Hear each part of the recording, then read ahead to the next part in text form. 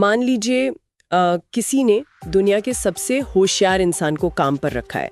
उसको सब कुछ आता है, इंटरनेट का सारा ज्ञान उसके दिमाग में भला हुआ है, क्वांटम फिजिक्स से लेकर पिज्जा बनाने की रेसिपी तक सब पता है उसे। साउंड तो एकदम परफेक्ट एम्प्लॉय जैसा कर रहा है। हाँ, लेकिन उसमें एक छोटी सी प्रॉब्लम है। हर 5 मिनट में ना उसकी याददाश्त पूरी तरह से मिट जाती है। मतलब अगर उससे पूछा जाए कि कल वाली रिपोर्ट में क्या था, तो वो ऐसे देखेगा जैसे कोई एलियन आ गया हो। मतलब गजनी मोड ऑन हो जाता है। एग्जैक्टली। अब ऐसे इंसान से कोई भी सीरियस काम कैसे करवाया जा सकता है? अगर मैं उसकी जगह होता तो शायद उसके साथ एक फुल टाइम असिस्टेंट लगा देता, जो उसको हर 5 मिनट में याद दिलाता रहे कि वो कौन है, उसको क्या काम करना है और पिछली बार क्या बात हुई थी। सही कहा। और बस यही वो असिस्टेंट है जिसे आज की इस डीप डाइव में हम डिकोड करने वाले हैं। आज हम बात कर रहे हैं LLM ऑर्केस्ट्रेशन की। बिल्कुल। हमारे पास ना गीक्स फॉर गीक्स का एक काफी डिटेल्ड आर्टिकल है एज अ सोर्स, और इस डिस्कशन का मेन मिशन ये समझना है कि कैसे डेवलपर्स इन AI मॉडल्स की कमियों को दूर करके इन्हें स्केलेबल और रिलायबल सिस्टम्स में बदलते हैं। हाँ, और जो लोग AI इंजीनियरिंग की दुनिया में नए हैं, उनके लिए तो ये कॉन्सेप्ट सब कुछ बदल देने वाला है। ठीक है, तो चलिए इसको डिटेल में अनपैक करते हैं। अभी हमने उस भुलक्कड़ जीनियस की बात की ना, तो क्या सच में हमारे जो रॉ या बेसिक लार्ज लैंग्वेज मॉडल्स होते हैं वो इतनी सारी लिमिटेशंस के साथ आते हैं?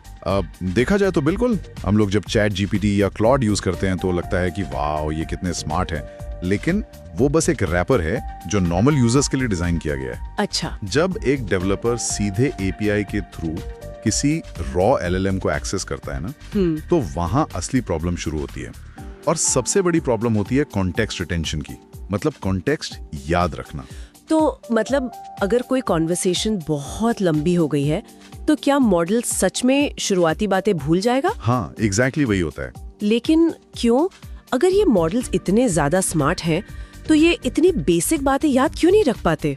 क्योंकि उनका जो आर्किटेक्चर है ना, वो किसी कंप्यूटर की हार्ड ड्राइव जैसा नहीं है जहां डेटा परमानेंटली स्टोर हो जाए।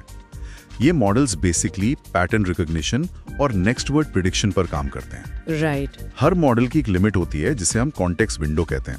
मान लीजिए उसकी लिमिट 4000 टोकन्स या शब्दों की है। ओके। तो जैसे ही 4008वां शब्द टाइप होगा, वो ऑटोमेटिकली अपनी मेमोरी से पहला शब्द ड्रॉप कर देगा। तो मॉडल के लिए हर नया API कॉल ना एक बिल्कुल फ्रेश स्टार्ट जैसा होता है। ओह वाओ, मतलब उसके पास कोई लॉन्ग टर्म मेमोरी है ही नहीं। लेकिन गीक्स फॉर गीक्स का ये जो आर्टिकल है, इसमें एक और लिमिटेशन भी मेंशन की गई है, रियल टाइम लर्निंग। ये एग्जैक्टली क्या होता है? रियल टाइम लर्निंग का मतलब है कि एक बार इन मॉडल्स की ट्रेनिंग जब पूरी हो जाती है ना, तो इनका नॉलेज एकदम फ्रीज हो जाता है। उनके वेट्स और पैरामीटर्स अपडेट नहीं होते। तो अगर आज दुनिया में कुछ नया हो जाए तो मॉडल को उसके बारे में कुछ नहीं पता होगा जब तक कि उसको फिर से ट्रेन ना किया जाए, जो कि बहुत लंबा और एक्सपेंसिव प्रोसेस है। ओह, मेक सेंस। और उसके ऊपर से अगर किसी प्रोजेक्ट में अलग अलग प्रोवाइडर्स के मल्टीपल मॉडल्स एक साथ यूज करने हों, तो सबका API स्ट्रक्चर अलग होता है। बिना किसी प्रॉपर सिस्टम के इसको मैनेज करना एक नाइटमेयर से कम नहीं है। और बस यही पर एंट्री होती है हमारे उस असिस्टेंट की, यानी ऑर्केस्ट्रेटर की। अगर इस प्रॉब्लम के सॉल्यूशन की बात करें तो ये ऑर्केस्ट्रेशन लेयर इन एप्लीकेशंस की बैकबोन की तरह काम करती है। बिल्कुल सही पकड़ा। लेकिन मुझे ना इसमें थोड़ा और डीप जाना है, ये काम कैसे करती है? आर्टिकल में कुछ वर्ड्स हैं जैसे वेक्टर डेटाबेसेस और ऑटोमेटेड प्रॉम्प्ट चेनिंग, ये थोड़े टेक्निकल लग रहे हैं। हाँ, टर्म्स थोड़े भारी हैं, पर चलिए इनको तोड़ते हैं। वही भुलक्कड़ बॉस वाला एग्जाम्पल वापस लेते हैं। हाँ, श्योर। मान लीजिए वो बॉस एक मीटिंग में बैठा है, तो ऑर्केस्ट्रेशन लेयर उस सुपर एफिशिएंट सेक्रेटरी की तरह है जो मीटिंग स्टार्ट होने से ठीक पहले इंटरनेट और कंपनी सर्वर से सारी लेटेस्ट फाइल्स निकालती है और बॉस के टेबल पर रख देती है। अच्छा। और टेक की भाषा में कहें तो इस फाइल ढूंढने वाले प्रोसेस के पीछे सबसे बड़ा दिमाग वेक्टर डेटाबेसेस का होता है। वेट, ये वेक्टर डेटाबेस क्या चीज है? नॉर्मल डेटाबेस से कैसे अलग है ये? जैसे हम नॉर्मली Ctrl+F करके कीवर्ड सर्च करते हैं, वैसे नहीं होता क्या? यही तो इसका असली मैजिक है। नॉर्मल डेटाबेस सिर्फ कीवर्ड्स पकड़ते हैं। अगर कार लिखकर सर्च किया है तो वो सिर्फ जहां कार लिखा होगा वही दिखाएगा। राइट। पर वेक्टर डेटाबेस ना जानकारी को नंबर्स में, जिसे एम्बेडिंग्स कहते हैं, उसमें कन्वर्ट कर देता है। तो वो शब्दों का मतलब या उनकी सिमेंटिक समझता है, कॉन्टेक्स्ट और फीलिंग दोनों समझ लेता है। तो जब कोई यूजर सवाल पूछता है, ऑर्केस्ट्रेशन लेयर तुरंत वेक्टर डेटाबेस में जाती है, सबसे रेलेवेंट डेटा उठाती है और उसको यूजर के सवाल के साथ मिक्स करके एक मास्टर प्रॉम्प्ट बनाती है। वाओ! तो मॉडल को लगता है कि उसको सब पता है, पर एक्चुअली में ऑर्केस्ट्रेटर पीछे से उसको चीट शीट पकड़ा रहा है। बिल्कुल सही एनालॉजी है। और इस पूरे प्रोसेस को ऑटोमेटिकली रन करने के लिए ही प्रॉम्प्ट चेनिंग का यूज होता है। प्रॉम्प्ट चेनिंग मतलब बहुत सारे प्रॉम्प्ट्स की कोई चेन बनाना। हाँ, लगभग वैसा ही। देखिए, किसी भी रियल वर्ल्ड एप्लीकेशन में कोई भी काम एक स्टेप में नहीं होता। राइट। मान लीजिए एक यूजर पूछता है कि आज मेरे शहर में मौसम कैसा है और मुझे क्या पहनना चाहिए। अब रॉ मॉडल के पास तो लाइव मौसम का डेटा है नहीं। हाँ, वो तो फ्रीज हो चुका है। वही तो प्रॉम्प्ट चेनिंग इस काम को ऑटोमेटिक स्टेप्स में तोड़ देगी। पहला स्टेप, यूजर की लोकेशन पता लगाओ। दूसरा स्टेप, वेदर एपीआई को कॉल करके आज का टेम्परेचर निकालो। ओके, समझ रही हूँ। और तीसरा स्टेप, उस टेम्परेचर डेटा को एलएलएम के पास भेजो और पूछो कि भाई इस मौसम के हिसाब से क्या कपड़े ठीक रहेंगे। ये सारे स्टेप्स ना एक के बाद एक चेन की तरह एग्जीक्यूट होते हैं। Oh wow! और यूजर को इस बैकएंड के बारे में कुछ पता ही नहीं चलता। उसको तो लगता है वो बस किसी सुपर स्मार्ट असिस्टेंट से चैट कर रहा है। एग्जैक्टली। लेकिन अब यहाँ से ना चीजें थोड़ी और कॉम्प्लेक्स हो रही हैं आर्टिकल में। एक मॉडल और एक ऑर्केस्ट्रेटर तक तो बात ठीक थी जी, पर आर्टिकल का जो हिस्सा मुझे सबसे ज्यादा फैसिनेटिंग लगा वो है मल्टी एजेंट ऑर्केस्ट्रेशन। ओहो, ये तो मतलब आजकल इंडस्ट्री का सबसे हॉट टॉपिक है ना? मतलब हम अब एक सिंगल एआई से आगे बढ़कर एक पूरी एआई टीम की बात कर रहे हैं जिसमें अलग अलग एआई एजेंट्स को स्पेसिफिक रोल्स दिए गए हैं। लेकिन यहाँ ना मुझे थोड़ा डाउट हो रहा है। कैसा डाउट? देखिए, हमें पता है कि कई बार एक अकेला मॉडल भी हैलुसिनेट कर जाता है, मतलब गलत इन्फॉर्मेशन दे देता है कॉन्फिडेंटली। तो अगर हम 3-4 एआई मॉडल्स को आपस में बात करने के लिए खुला छोड़ दें तो क्या वो एक दूसरे की गलतियों को बढ़ा चढ़ाकर एक पूरा कचरा सिस्टम नहीं बना देंगे? ये बहुत ही सॉलिड सवाल पूछा आपने। और सच कहूं तो अगर इन एजेंट्स को बिना किसी स्ट्रिक्ट कंट्रोल के छोड़ दिया जाए तो पक्का यही होगा। वही मुझे लग रहा था। वो लोग किसी एंडलेस लूप में फंस सकते हैं या ऑफ टॉपिक जा सकते हैं। इसीलिए यहाँ ऑर्केस्ट्रेटर का जो रोल है ना, वो एक टीम मैनेजर या सिम्फनी के कंडक्टर जैसा हो जाता है। तो ये कंडक्टर उनको ट्रैक पर कैसे रखता है? इसका कोई रियल लाइफ एग्जाम्पल दे सकते हैं? जरूर। मान लीजिए किसी कंपनी को अपने कॉम्पिटिटर की नए प्रोडक्ट लॉन्च स्ट्रैटेजी पर एक डीप रिसर्च रिपोर्ट चाहिए। ओके, बड़ा टास्क है ये। हाँ, और अगर किसी एक सिंगल मॉडल को ये पूरा टास्क दे दिया तो वो कहीं ना कहीं काम चोरी करेगा या फेक डेटा बना देगा। पर मल्टी एजेंट सिस्टम में ऑर्केस्ट्रेटर काम को डिवाइड कर देगा। सबसे पहले वो एक रिसर्च एजेंट को एक्टिवेट करेगा। अच्छा। उस एजेंट का बस एक ही काम होगा, इंटरनेट ट्रॉल करना और कॉम्पिटिटर का रॉ डेटा इकट्ठा करना। तो ये एजेंट सिर्फ डेटा लाएगा और कुछ एनालाइज नहीं करेगा? बिल्कुल सही। उसके बाद ऑर्केस्ट्रेटर वो रॉ डेटा वहां से उठाएगा और एक दूसरे एजेंट को पास करेगा, जिसे हम रीजनिंग एजेंट कह सकते हैं। ये एजेंट बहुत एनालिटिकल होता है। ये इस डेटा में से पैटर्न्स ढूंढेगा। Oh, step by step process चल रहा है। हाँ, और फिर जब एनालिसिस हो जाएगा तो ये डेटा तीसरे एजेंट के पास जाएगा, जो एक राइटर एजेंट है। उसका काम है इस सब को एक प्रोफेशनल वेल फॉर्मेटेड रिपोर्ट में बदलना। ये तो लिटरली एक कॉर्पोरेट ऑफिस वाले सेटअप की तरह साउंड कर रहा है, जहां रिसर्चर, एनालिस्ट और राइटर अलग अलग काम कर रहे हैं। वही बात है। और सबसे इंटरेस्टिंग चीज पता है क्या है? अगर उस राइटर एजेंट को लगता है कि रिपोर्ट में कहीं डेटा मिसिंग है तो वो ऑर्केस्ट्रेटर के थ्रू वापस उस रिसर्च एजेंट को पिंग कर सकता है कि मुझे इस पॉइंट पर थोड़ा और डेटा लाकर दो। Wait, really? वो आपस में फीडबैक लूप भी चला सकते हैं? हाँ, और ये सब बैकग्राउंड में सेकंडों के अंदर चल रहा होता है, यूजर को बिना इंटरवीन किए। ये सच में माइंड ब्लोइंग कॉन्सेप्ट है। एक पूरी डिजिटल वर्कफोर्स खुद ही कोलैबोरेट कर रही है।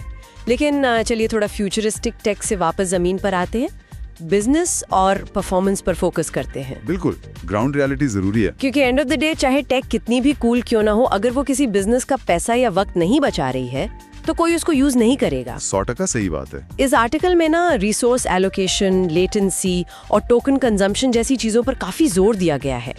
तो मेरा सवाल ये है कि ठीक है, गूगल या माइक्रोसॉफ्ट जैसे बड़े कॉर्पोरेट्स के लिए तो ये ठीक है, लेकिन क्या जो छोटे स्टार्टअप्स हैं उनके लिए ऑर्केस्ट्रेशन टूल्स पैसा बचाते हैं या ये बस एक और नया सर्वर बिल लाकर खड़ा कर देते हैं? इंटरेस्टिंगली, छोटे स्टार्टअप्स के लिए तो ये टूल्स और भी ज्यादा लाइफ सेविंग है।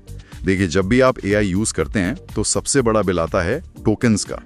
राइट, हर शब्द का पैसा लगता है। एग्जैक्टली। OpenAI या क्लॉड को आप जितना टेक्स्ट भेजेंगे और वो जितना टेक्स्ट वापस जनरेट करेंगे, हर टोकन का पैसा चार्ज होता है।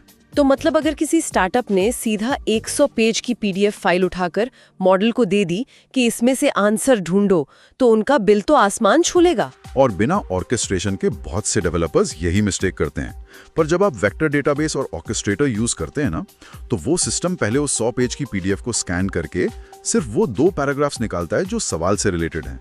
ओह वाह। फिर LLM के पास सिर्फ वो 2 पैराग्राफ्स ही भेजे जाते हैं। तो जहां पहले 100 पेज का पैसा लग रहा था, वहां अब सिर्फ 2 पैराग्राफ का टोकन कॉस्ट लगा। कॉस्ट डायरेक्टली क्रैश हो जाती है। ये तो सीधा सीधा पैसा बचा रहा है। और सिर्फ सर्वर कॉस्ट ही नहीं, मुझे लगता है डेवलपमेंट टाइम भी बचता होगा इससे। बहुत ज्यादा। अगर इन फ्रेमवर्क्स के बिना एक छोटी सी टीम स्क्रैच से मेमोरी मैनेजमेंट और एरर हैंडलिंग लिखने बैठे तो महीनों लग जाएंगे। इन टूल्स के पास प्री बिल्ट टेम्पलेट्स होते हैं, तो हफ्तों का काम कुछ दिनों में डिप्लॉय हो जाता है। सही है। और आर्टिकल में एक और पॉइंट था लोड बैलेंसिंग का। हाँ, लोड बैलेंसिंग बेसिकली ये इंश्योर करता है कि अगर अचानक से ऐप पर ट्रैफिक स्पाइक आ जाए, बहुत सारे यूजर्स आ जाएं, तो आपका सिस्टम क्रैश ना हो।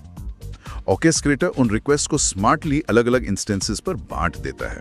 मतलब डेवलपर्स ट्रैक कर सकते हैं कि लेटेंसी कितनी है या रिसोर्सेज कहाँ लग रहे हैं। लेकिन जहाँ पे बिजनेस और यूजर डेटा इन्वॉल्व होता है ना, वहाँ एक बहुत बड़ा डर भी होता है, सिक्योरिटी और कंप्लायंस का। सबसे बड़ी टेंशन यही होती है कंपनीज की। वही ना।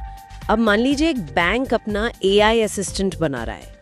अब बैंक के पास तो लोगों के क्रेडिट कार्ड नंबर्स, PII सब कुछ होता है। वो लोग ये कैसे इंश्योर करेंगे कि किसी कस्टमर का सेंसिटिव डेटा गलती से भी किसी पब्लिक AI मॉडल जैसे ChatGPT के सर्वर पर ना चला जाए? ये इंडस्ट्री का एक बहुत क्रिटिकल इशू है और यहीं पर ऑर्केस्ट्रेटर एक नए रूप में आता है, एक गेटकीपर या चौकीदार बनकर। अच्छा, कैसे? आर्टिकल में सिक्योरिटी पर बहुत डीप डिस्कशन है। ऑर्केस्ट्रेशन टूल्स में सेंट्रलाइज्ड कंट्रोल्स होते हैं।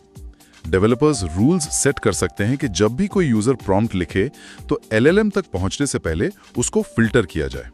ओह, मतलब चेकिंग होती है बीच में। हाँ, अगर प्रॉम्प्ट में कोई भी PII जैसे आधार नंबर या फोन नंबर है, तो ऑर्केस्ट्रेटर उसको वहीं पर स्ट्रिप या मास्क कर देगा। मॉडल तक सिर्फ सेफ टेक्स्ट ही जाएगा। ये तो बहुत रिलीफ वाली बात है। और ऑडिट लॉगिंग का भी कुछ मेंशन था ना इसमें? बिल्कुल। हेल्थ केयर या फाइनेंस जैसे सेक्टर्स में ऑडिटर्स कभी भी आकर पूछ सकते हैं कि भाई इस AI ने ये पर्टिकुलर डिसीजन क्यों लिया। तब तो प्रूफ देना पड़ेगा ना। वही तो।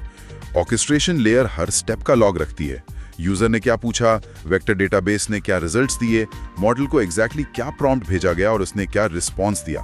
ये पूरा रिकॉर्ड कंप्लायंस के लिए एकदम ब्रह्मास्त्र जैसा काम करता है। Makes sense. और इसमें वर्जन कंट्रोल का क्या रोल है?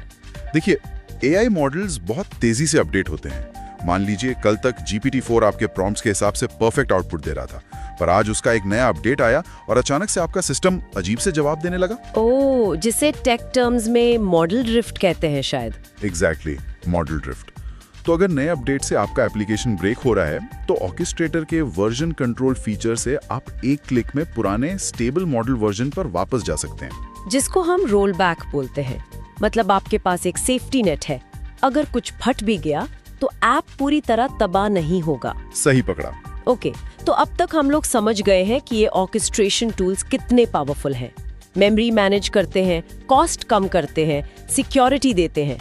पर अब एक बेसिक सवाल आता है, मार्केट में एक्चुअली चल क्या रहा है? ये बिग प्लेयर्स कौन कौन से हैं? मार्केट में इस वक्त मेनली 3 बड़े फ्रेमवर्क्स आए हुए हैं, LangChain, Llama Index और AutoGen। तो अगर कोई नया डेवलपर है तो वो इनमें से कौन सा चुनेगा? क्या तीनों एक ही काम करते हैं? नहीं, तीनों की अपनी अलग अलग सुपर पावर्स हैं। अगर LangChain की बात करें तो ये एक ओपन सोर्स टूल है जो अलग अलग टूल्स और मॉडल्स को जोड़ने के लिए बेस्ट है। जोड़ने के लिए मतलब एक प्लम्बिंग सिस्टम की तरह। एग्जैक्टली। जैसा हमने पहले प्रॉम्प्ट चेनिंग का एग्जांपल दिया था ना, कि एक का आउटपुट दूसरे का इनपुट बनेगा, उस प्लम्बिंग के काम में LangChain मास्टर है। अच्छा, और Llama Index किस लिए है? नाम थोड़ा अजीब सा है इसका। Llama Index उन लोगों के लिए है जिनको कॉन्टेक्स्ट ऑगमेंटेड एप्स बनाने हैं या फिर RAG सिस्टम्स बनाने हैं। RAG यानी जहां हम अपना पर्सनल कंपनी डेटा AI के साथ जोड़ते हैं। हाँ, अगर आपको अपनी कंपनी के पिछले 10 साल के डॉक्यूमेंट्स, PDFs और शीट्स पर एक AI चैटबॉट बनाना है तो Llama Index बेस्ट है। इसके डेटा कनेक्टर्स कॉम्प्लेक्स फाइल्स को वेक्टर डेटाबेस में बड़ी इजीली बदल देते हैं। ओके, समझ गए। और तीसरा था ऑटोजन, वो क्या करता है? ऑटोजेन बेसिकली माइक्रोसॉफ्ट का बनाया हुआ फ्रेमवर्क है और ये मल्टी एजेंट सिस्टम्स का राजा है। ओ, वही डिजिटल वर्कफोर्स वाला कॉन्सेप्ट। हाँ, वही। जब आपको रिसर्च एजेंट, रीजनिंग एजेंट और राइटर एजेंट की एक पूरी कोलैबोरेटिव टीम बनानी हो जो एक दूसरे से बात कर सकें, तब ऑटोजेन सबसे ज्यादा काम आता है। अच्छा, आर्टिकल में ना एंटरप्राइज के लिए IBM Watson X और पाइथन डेवलपर्स के लिए हेस्टैक का भी मेंशन था वैसे। तो बेसिकली बॉटम लाइन ये है कि हर डेवलपर अपनी ज़रूरत के हिसाब से अपना टूल पिक कर सकता है। बिल्कुल।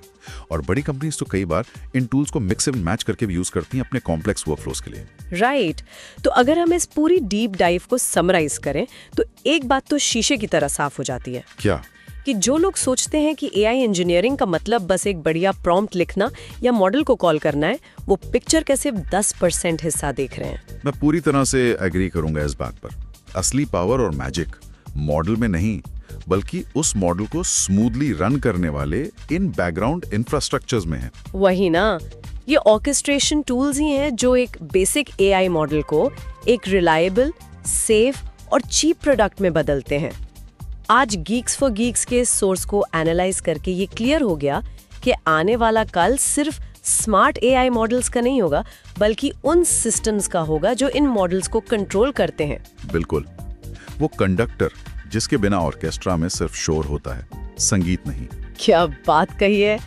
और इस कंडक्टर वाली बात से ना मेरे दिमाग में एक ख्याल आ रहा है जिसके बारे में शायद हर उस इंसान को सोचना चाहिए जो टेक स्पेस में है। कैसा ख्याल? देखिए, हमने ऑटोजेन और मल्टी एजेंट सिस्टम्स की बात की, राइट? हमने देखा कि कैसे AI एजेंट्स आज खुद डिसाइड कर रहे हैं कि डेटा कहाँ से लाना है, उसको एनालाइज कैसे करना है और रिपोर्ट कैसे लिखनी है। वो आपस में बात कर रहे हैं। हाँ।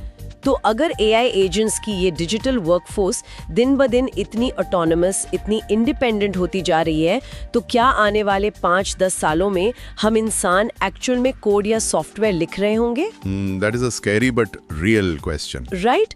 या फिर फ्यूचर का जो सॉफ्टवेयर डेवलपर होगा वो बस इन AI एजेंट्स की टीम का एक मैनेजर बनकर रह जाएगा जो सिर्फ अपनी कुर्सी पर बैठेगा, इन डिजिटल एजेंट्स को काम असाइन करेगा और ऑर्केस्ट्रेशन लेयर बाकी का सारा टेक्निकल काम खुद संभाल लेगी। सोचने वाली बात है। और इसी थॉट के साथ इस डीप डाइव को यहीं खत्म करते हैं। आज के लिए बस इतना ही।